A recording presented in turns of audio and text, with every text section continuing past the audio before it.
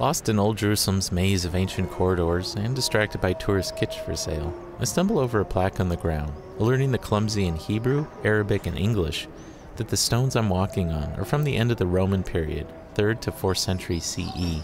It's no longer PC to say AD or even BC, before Christ. Instead, it's now CE, Common Era. And so, it is rewritten. I climb a few stairs to the Church of the Holy Sepulchre, the same church where the C in BC was crucified, buried, then resurrected. This is where the story of Jesus ends, or starts again, depending on how you look at it. Near the entrance is a marble slab, not the original stone, upon which his body fell and was anointed. There's a line to kneel down and kiss it, but because I believe in the flu virus more than Jesus, I pass. Exiting the chapel, I push my way through throngs of Christian Asian tourists taking photos and realize that I'm the greatest foreigner in this land.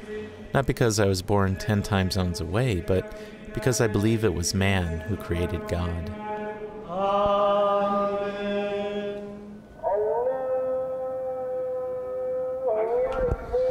5 a.m. Hotel. In Jerusalem, religions compete to see which can get you up the earliest. Call to prayers from loudspeakers and minarets try to beat the roosters. Then come the wake-up bells from churches. Not even an atheist can oversleep in the Holy Land.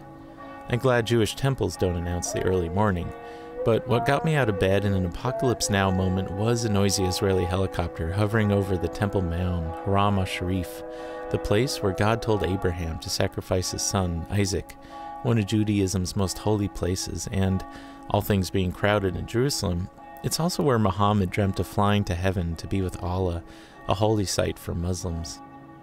The helicopter was circling the Dome of the Rock, where Muslims were gathering in the nearby mosque to hear a fiery imam speak. The Israeli military, fearing violence, dispatched a helicopter.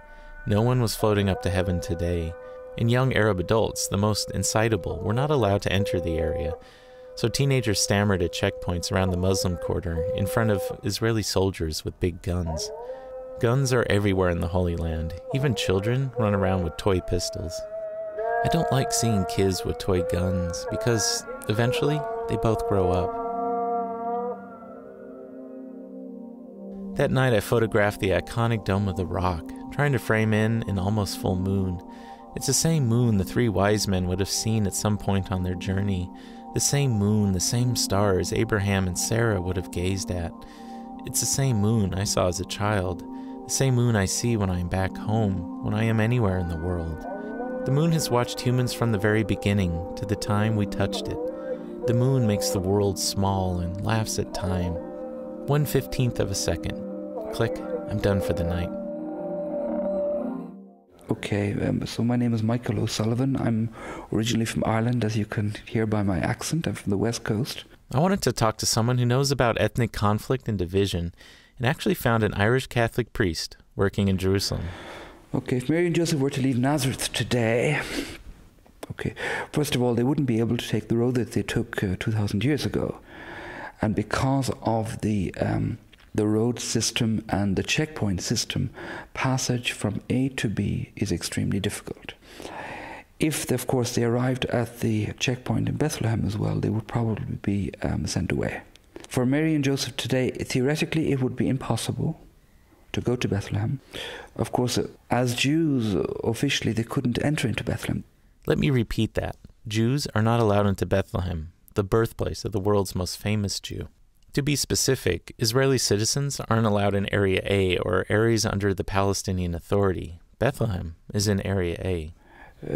Mary might be obliged to give birth on a checkpoint, which happens occasionally.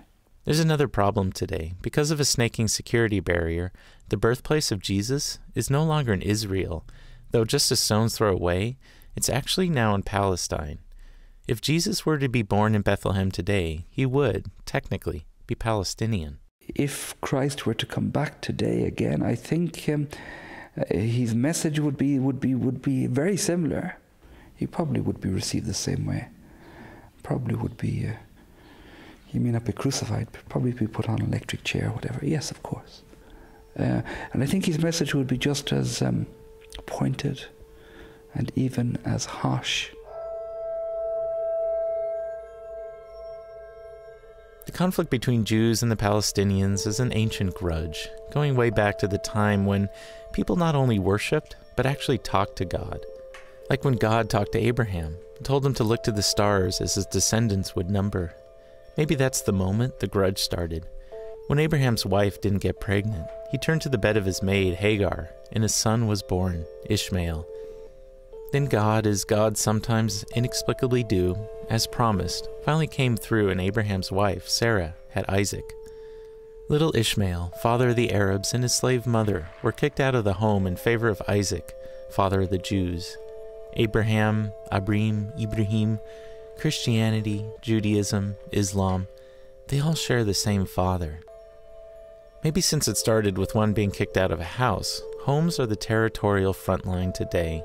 One afternoon, I watched a Palestinian home being raised in the shadow of new settlement apartments.